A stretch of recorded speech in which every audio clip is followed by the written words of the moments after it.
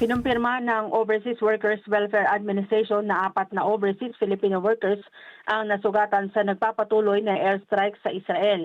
Ayon kay OWA Administrator Patricia Kaunan, nakalabas na kanina ang 2 sa mga biktima pero isa sa 4 nasa ICU pa at nasa critical na kondisyon.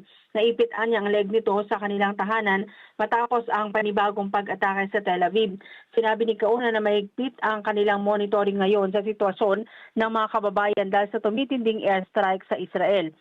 Kanina nakauwi na sa Pilipinas ang 18 overseas Filipino workers na apektado ng tensyon sa Middle East.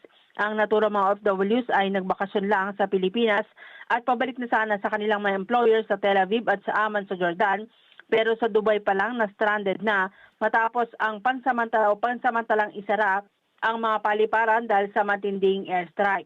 Ayon sa DMW, sa may 30,000 Pinoy na nasa Israel, 72 pa lamang sa mga ito ang pumayag na umuwi sa Pilipinas. May Ann Corvera para sa Mata ng Agila, matatag, matapang, matapat.